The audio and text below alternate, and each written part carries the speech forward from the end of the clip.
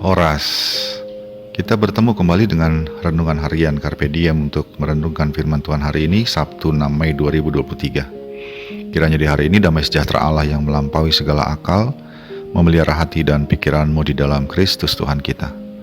Mari kita memulai permenungan firman Tuhan hari ini dengan menyanyikan buku ND nomor 688, bait yang pertama dan yang kedua.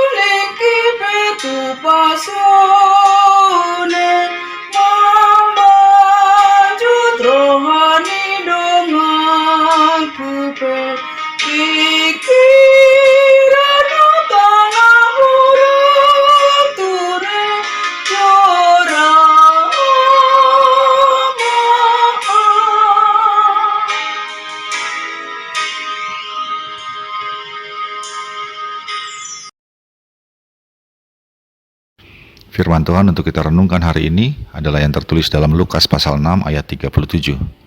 Janganlah kamu menghakimi, maka kamu pun tidak akan dihakimi. Dan janganlah kamu menghukum, maka kamu pun tidak akan dihukum. Ampunilah, dan kamu akan diampuni. Demikianlah firman Tuhan.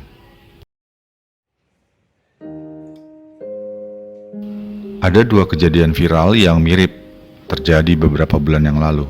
Pertama, seorang jenderal polisi menghakimi anak buahnya dengan membunuhnya menggunakan tangan anak buahnya yang lain. Alasan sang jenderal karena si korban telah berbuat tidak terpuji terhadap istrinya. Peristiwa kedua, seorang anak muda menghakimi seorang anak berusia 17 tahun dengan cara menghajarnya tanpa belas kasihan dan mengakibatkan anak itu mengalami koma selama 38 hari. Alasan si pelaku, si korban berbuat tidak terpuji terhadap pacar pelaku.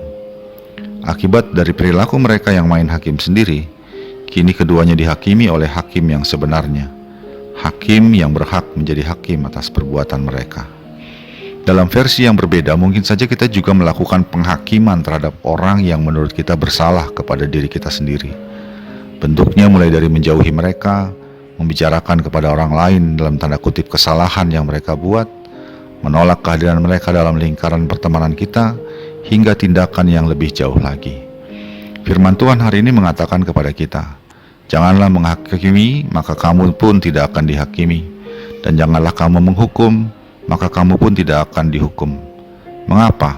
Karena mungkin saja penghakiman yang kita lakukan, yang memvonis saudara kita bersalah, adalah penghakiman yang salah, penghakiman yang tidak berdasar fakta yang sebenarnya, atau penghakiman yang berdasarkan emosi dan ego kita sendiri. Akibatnya, tindakan kita berikutnya yang menurut kita adalah tindakan untuk menghukum mereka, sesungguhnya adalah tindakan-tindakan yang membuat kita menjadi semakin bersalah di hadapan Tuhan. Di samping itu, sekalipun seandainya penilaian kita benar bahwa saudara kita itu bersalah, tidak diperbolehkan bagi kita untuk menghukum, supaya kita tidak dihukum. Haruslah kita memaafkan atau mengampuni, supaya kita diampuni. Mengapa demikian? Karena kita pun sesungguhnya manusia yang juga punya kekurangan, bahkan mungkin banyak kekurangan. Sering kita pun berbuat salah yang mungkin tidak kita sadari terhadap sesama kita. Sering pula kita berbuat dosa, menyakiti hati Tuhan yang sudah begitu baik bagi kita. Atas semua itu, kita membutuhkan pengampunan.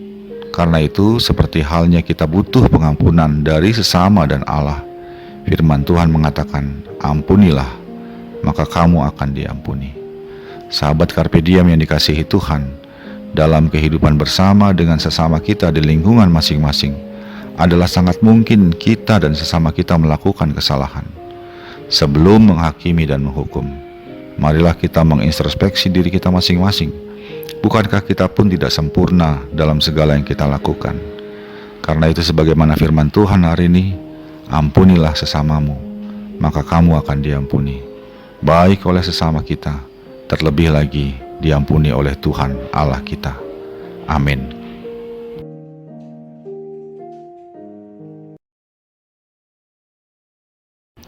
Marilah kita berdoa. Ya Allah Bapa kami dalam Yesus Kristus, tolonglah kami dengan pertolongan Roh Kudus untuk mengintrospeksi diri kami, sehingga kami boleh mengetahui bahwa kami pun memiliki banyak kekurangan dan kesalahan, dan bahwa kami pun butuh pengampunan. Dan karena itu kami bersedia mengampuni sesama kami dan tidak menghukum atau menghakimi mereka. Dalam nama Yesus Kristus kami berdoa. Amin. Kasih karunia dari Tuhan kita Yesus Kristus, anugerah dari Allah Bapa kita, dalam persekutuan dengan Roh Kudus menyertai engkau sekalian. Amin.